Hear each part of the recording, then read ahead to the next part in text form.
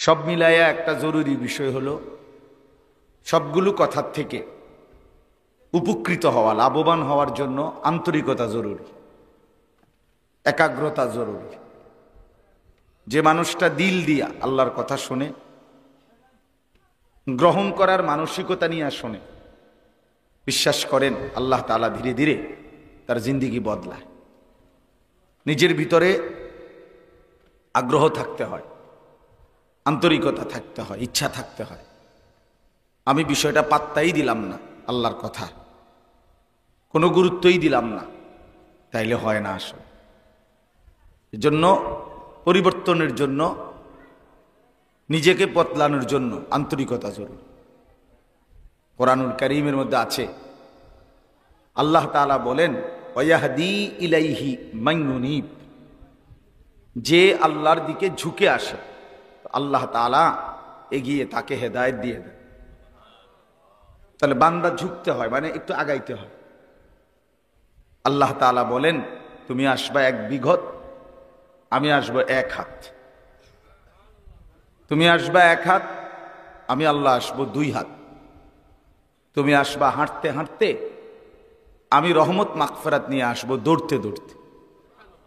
তার মানে তুমি একটু আসো, বাকিটা আমি নিয়ে আসবো। ছোট বাচ্চাকে মা যখন হাঁটা শিখায়, তখন বাচ্চা তো একটু দূরে দাঁড় করায়, মা এ পাশ থেকে বলে আসো আব্বু আসো। তো সে 1 কদম 2 কদম হাঁটতেই আবার পড়ে যায়, তো মা দৌড়ে গিয়া কোলে তুলে নেয়, আদর করে দেয়। 2 কদম আগাইলেই বাকিটা মা আদর করে কোলে তুলে। আল্লাহ তাআলা বলে বান্দা তুমি আমার দিকে একটু আগায় আসো, একটু ঝুঁকে আসো, একটু আন্তরিকতা দেখাও, আমি আল্লাহ তোমারে বদলে দেব, জিন্দেগি পরিবর্তন করে দেব। কোরআনুল কারীমের মধ্যে আছে ইন্না ফি যালিকা লাযিকরা লিমান কানা লাহু কলবুন আও আলকাস সামআ ওয়া হুয়া শাহীদ। যে তার দিল খোলা রাখে, কান খোলা রাখে এবং সরাসরি উপস্থিত থাকে, সচক্ষে শোনে।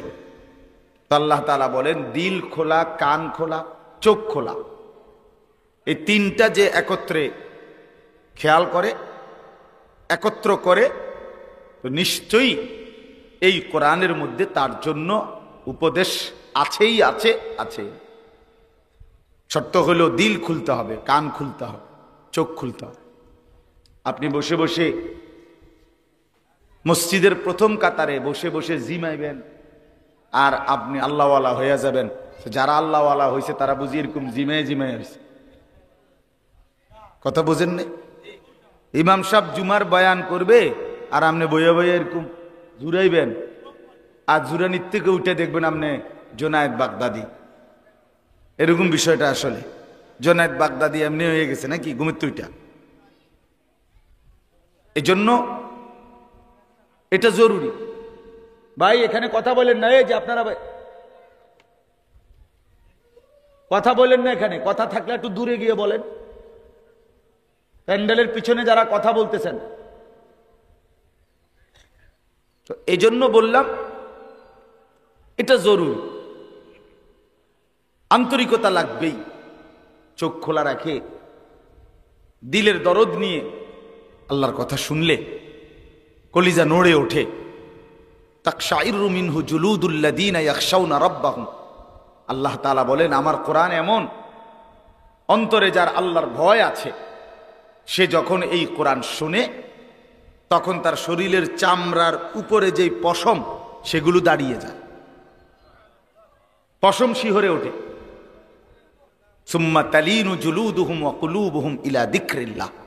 শুনতে শুনতে আল্লাহ বলে আমার কোরআন মনোযোগ দিয়ে শুনতে শুনতে একটা পর্যায়ে আমার বান্দার সারা দেহ এবং দিল পুরাটাই আমি আল্লাহ তাআলার স্মরণে ঝুঁকে পড়ে, নুয়ে পড়ে, সেজদায় পড়ে যায়। আল্লাহর কোরআন এতটা সুন্দর, এতটা মজাদার। বিশ্বাস করেন আপনারা যারা কোরআনুল কারীম পড়তে পারেন না, জীবনের কোনো স্বাদই পান না, কথা বলার কোনো মজাই পান না। বাস্তব কথা, সত্যি কথা বললাম।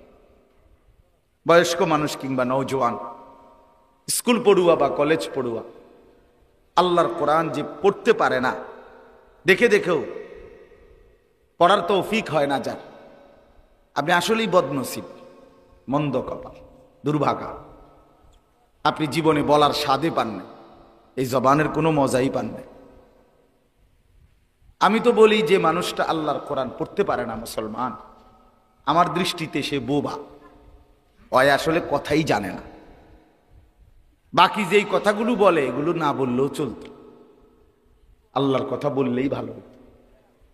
লা খায়রা ফি কাসীরিন মিন নাজওয়াহুম ইল্লা মান আমারা বিসাদাকাতিন আও মা'রুফিন আও ইসলাহিন বাইনান নাস। আল্লাহ তাআলা বলেন, তোমাদের পরস্পরের অগণিত কথার মধ্যে কোনো বরকত নাই। বরকত আছে যে কথার দ্বারা তোমরা অন্যকে আল্লাহর রাস্তায় সাদাকা করার কথা বলো, নেক কাজের কথা বলো, পরস্পরের মধ্যে সংশোধনের চেষ্টা করো, এরকম কোন কাজের কথা, সেই কথার মধ্যে বরকত। আল্লাহর দ্বীন মেনে চলার কথা, আল্লাহকে মেনে চলার কথা তোমরা যা বলতে পারো সেটার মধ্যেই বরকত, খায়ের। খায়ের এই কথাটা যে বলতে পারে না, যে জবান আল্লাহর কথা বলে না, আল্লাহর কালাম পড়তে পারে না, আল্লাহর দিকে কাউরে ডাকতে পারে না, ডাকে না, উনি আসলে কথাই বলতে জানে না, উনি বোবাই মূলত, বাস্তব বোবাই মূলত। আল্লাহ তাআলা কোরআনুল কারীমের মধ্যে আছে, বলেছে নাফরমানের আসলে তোমাদের কাছে মনে হয় দিল আছে, আসলে এই দিল কিছুই বোঝে না, তাই কেউ নাই। কান আছে কিন্তু আসলে সে কিছুই শোনে না, চোখ আছে কিন্তু কিছুই দেখে না। তাহলে আল্লাহ তাআলা বলেন নাফরমান চোখ থাকার পরেও কিছু দেখে না, কান থাকার পরেও শুনে না, দিল থাকার পরেও বোঝে না। তার মানে কি সে কি আসলে কিছুই দেখে না? কাফের বেঈমানরা কিছু দেখে না? দেখে। বেনামাজি নাফরমান মানুষগুলো কিছু দেখে না? দেখে। তা আল্লাহ বলতেছেন যে চোখ আল্লাহকে দেখে না, আল্লাহর কোরআন দেখে না, আল্লাহর কুদরত দেখে না, আসলে এটা দেখেই না। যে কান আল্লাহর কথা শুনে না, আসলে এই কান শুনেই না। যেই দিল আল্লাহকে নিয়ে ভাবতে পারে না, এই দিল আসলে ভাবেই না, এই দিল আসলে কিছুই বোঝে না। লাহুম কুলুবুল লা ইয়াফকাহুনা বিহা ওয়া লাহুম আযানুন লা ইয়াসমাউনা বিহা ওয়া লাহুম আ'য়ুনুন লা ইউবসিরুনা বিহা। আল্লাহ বলে নাফরমানের দিল আছে কিন্তু কিছুই বোঝে না, কান আছে কিন্তু কিছুই শোনে না, চোখ আছে কিছুই দেখে না। আল্লাহ বলেন এই মানুষগুলো হলো কাল আনআম, চতুষ্পদ জন্তু জানোয়ারের মতো। চতুষ্পদ জন্তু জানোয়ার, হ্যাঁ, সাংঘাতিক কথা। বাল হুম আদাল, বরং তার চাইতে নিকৃষ্ট, তার চাইতে নিকৃষ্ট। বইয়া বইয়া বন খায়, বিড়ি খায়, হ্যাঁ, চা খায়, আলুর চপ খায়, চা দোয়ানে বইয়া বইয়া গপ মারে। 60 বছরের বুড়া এই যে বসছে চিকন টুল একটার মধ্যে 3টা ঘন্টা ধইরা বইয়া বইয়া এই গপ মারে, বইয়া বইয়া পান খাইতে আছে, বন খাইতে আছে, একবার চা খাইতেছে। এটা কি অপদার্থ মানুষ! মুসলমান এত ফালতু লোক হয় কেমনে? যার আখিরাত সামনে, যার কবর সামনে, যার মৃত্যু সামনে, সে এত ফালতু কাজে সময় কাটায় কেমনে? বলে ঠিক কেমন কথা, কেমন কথা? আসল কথা হলো ওনার কানে নাই, ওনার চোখে নাই, ওনার দিল নাই, আখিরাতকে নিয়ে ভাবেন আছে। নওজোয়ান ছেলে দুপুর 3টা বাজে বাইরেছে ভাত খাইয়া, রাতের 11টা বাজে, অপদার্থ শুধু আড্ডাই দিতেছে, মোবাইল টিপতেছে 8 ঘন্টা, বন্ধুদের আড্ডা, হাসে, লাথি মারে, থাপ্পড় মারে, খারাইয়া মতে, মন চাইলে বইয়া মতে, মন চাইলে হাঁটতে হাঁটতে মতে। পাগল, মাথা খারাপ। কেন আসছে, কোত্থেকে আসছে, কে পাঠাইলো, কেন পাঠাইলো, কই আসলাম আমি, কিচ্ছু জানে না। মনে যা চায় তাই, আমার যখন যা মন চায় তাই। আল্লাহর কসম, কোরআনুল কারীম আল্লাহ বলছে যখন যা মন চায় সেই মতে যে চলে, আল্লাহ বলেন সে আর কিছু নয়, শুধুই জানোয়ার। ওইটা শুধুই জানোয়ার, এটা মানুষের বাচ্চা না।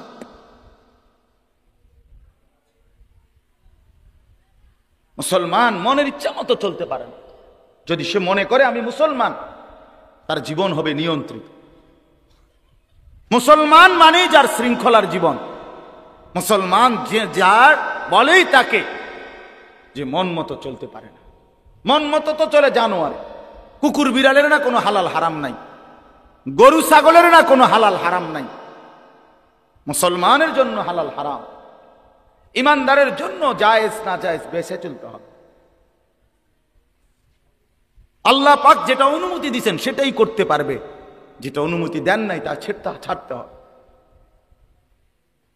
এজন্য বাপ আমার জওয়ান হন আর বয়স্ক হন, আপনারে আমি মনে করাইলাম এখন জিন্দেগির হিসাব লাগান। আমিও করি, আপনিও করেন। 5 ওয়াক্ত নামাজ শেষ আজকের দিনে, হিসাব লাগান 5 ওয়াক্ত নামাজের জামাত পড়ছেন কয়জন, জামাত ছুটছে কয়জনের। ওই যে আতিক এখন বলছে 1 নম্বর জাহান্নামীর প্রথম কারণ নামাজ পড়ে না। এইমাত্র বলল না, মা সালাকাকুম ফি সাকার ক্বালু লাম নাকু মিনাল মুসাল্লিন। রব্বুল আলামিন বলেন, ফেরেশতারা জিজ্ঞেস করবে নাফরমান কেন জাহান্নামী হলি? জাহান্নামী প্রথম জবাব দিবে নামাজ পড়ি নাই, নামাজ পড়ি নাই। কোরআনুল কারীমের মধ্যে আছে কাল্লা ইদা বালাগাতিত তারাকি ওয়া কিলা মান রাক ওয়া যান্না আন্নাহুল ফিরাক ওয়ালতাফাতিস সাকু বিস-সাক ইলা রাব্বিকা ইয়াওমা ইদিনিল মাসাক। আল্লাহ বলেন নাফরমান পাপীর মৃত্যুর যন্ত্রণা, জান কবজের যন্ত্রণা হবে বড়ই মর্মান্তিক। নাফরমানের সামনে এসে মালাকুল মউত আজরাইল বলবে, হে আল্লাহর দুশমন, আল্লাহর অসন্তুষ্টির দিকে রূহুটা বের হয়ে আয়। রূহুটা সারা দেহের মধ্যে দৌড়াবে, আর মালাকুল মউত আজরাইল শক্তভাবে ধরে কলিজা থেকে রূহুটা ছিঁড়ে টেনে ফেলে দিবে। একটা টান দিলে কলিজার থেকে ছিঁড়া রূহুটা কণ্ঠনালীর কাছে চলে আসবে। এবারে রূহু বের হতে চাইবে না। আল্লাহর নবী বলেন, কোন জিনিসকে ছিঁড়া টুকরা করে যেভাবে রূহুটাকে এভাবে ছিঁড়া টুকরা টুকরা করে মালাকুল মউত আজরাইল টেনে হিসড়ে বের করবে। কেন? এই মর্মান্তিক মৃত্যু যন্ত্রণা হবে কার? আল্লাহ কোরআন স্পষ্ট বলছেন, ফালা সাদ্দাকা ওয়ালা সাল্লা। এই নাফরমান মৃত্যুর যন্ত্রণা এত ভীষণ পেল কেন? তার জান কবজটা এত কষ্টকর হলো কেন? 1 নাম্বার হলো সে আমাকে বিশ্বাস করে নাই, ওয়ালা সাল্লা 2 নম্বরে নামাজ পড়ে নাই, নামাজ পড়ে নাই। আল্লাহ পাক পরিষ্কার বহু আয়াত, বহু আয়াত ঘুরে ঘুরে আল্লাহ বলছে যে জিন্দেগি সেজদা নাই, যে জীবন মনের ইচ্ছা মতো চলে, এটা মানুষের জীবন না। না বাস, আপনার সন্তান মানুষ হয় নাই যে বেনামাজি। সাফ বললাম, এটা অমানুষ,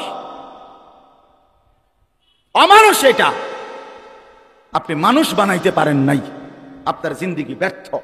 ওই বাবার জীবন ব্যর্থ, মুসলমান হওয়ার পরেও যে তার সন্তানকে নামাজি বানাইতে পারে। ওই মার জিন্দেগি ব্যর্থ, মুসলমান হওয়ার পরেও যে তার মেয়েকে পর্দানশীল বানাইতে পারে নাই। ওই জিন্দেগি ব্যর্থ জিন্দেগি। ঘর করে দিছে, বর, হ্যাঁ ঘর করে দিছে। আমনে মরলেও ঘর করতে পারল। বহুত ব্যাড হইতে এরকম দুনিয়াতে। ছোটবেলায় বাচ্চার বাপ মরিয়া গেছে, হেইতে বড় হইয়া বিল্ডিং করছে, ঘর করছে, বিয়ে করছে, জমি জামা কিনছে। এটি অসুবিধা নেই, আপনি মরিয়া দেখেন হইতে পারবো? বলেন এরকম নাই তো? আপনি একেবারে উল্টে এলেছেন, ঘর করে দিছেন। ঘর করে দিছেন কি আবার? ঘর তো সেও করতে পারত, কিন্তু তার আখেরাত বরবাদ করে দিলেন কেন? তারে আল্লাহ চিনাইলেন না কেন?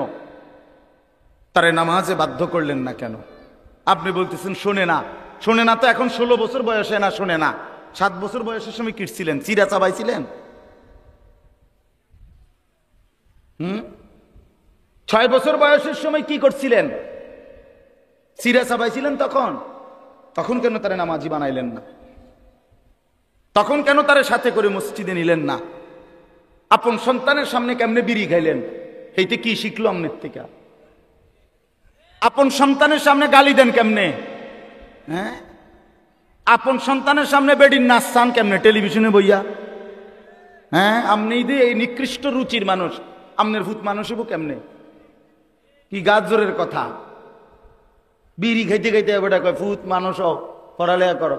হেইতে যদি আব্বা আপনি হইলেন না, তখন তখন কি জবাব কি? আপনি হইলেন না। এজন্য বাপ আমার, বন্ধু আমার, জিন্দিগির কদর করেন, হায়াতের কদর করেন। প্রতি সেকেন্ড, প্রতি সময়, প্রতি ঘন্টা, প্রতি মিনিট আর আসবে না, আর আসবে, প্রতিটা সেকেন্ড আর আসবে না, আর আসবে। এই যে 17ই অক্টোবর 2024 রোজ বৃহস্পতিবার, ঠিক এই শিরোনাম পৃথিবীতে আর কোনোদিন হবে না। হবে আগামী বছর 17ই অক্টোবর আসবে, সেটা তো 2025 সাল। আগামী সপ্তাহে বৃহস্পতিবার হবে, কিন্তু সেটা তো 17 তারিখ না, 24 তারিখ। কথা বলেন, তাহলে 17ই অক্টোবর 2024 রোজ বৃহস্পতিবার আর কোনোদিন হবে? আর কোনোদিন হবে? কোনো ঘন্টা আর ফিরে আসে না, কোনো মিনিট, সেকেন্ড, মুহূর্ত আর ফিরে আসে না। যা চলে যায় তা চলেই যায়। ইমাম শাফিঈ রাহমাতুল্লাহ আলাইহি একজন জগৎ বিখ্যাত মুজতাহিদ ইমাম ছিলেন, 4 মাযহাবের একজন ইমাম, হানাফি, শাফিঈ, মালিকি, হাম্বলি, এই শাফি। উনি বলেন, আমার সারা জিন্দেগি আমি আউলিয়া, বুজুর্গ, ওলামা, আল্লাহর প্রিয় বান্দাদের কাছে আসা যাওয়ার বরকতে, জগৎ বিখ্যাত আলেম, উনি বলেন আমি 2টা কথা শিখছি শুধু সারা জীবনে। কি শিখলাম? 1 নাম্বার শিখছি, আল ওয়াক্তু সাইফুন ইন লাম তাকতাহু কাতাআকা। আমি প্রথম কথা শিখছি যে সময় হলো তরবারির মতো, তুমি যদি তাকে না কাটো সে তোমারে কেটে ফেলবে।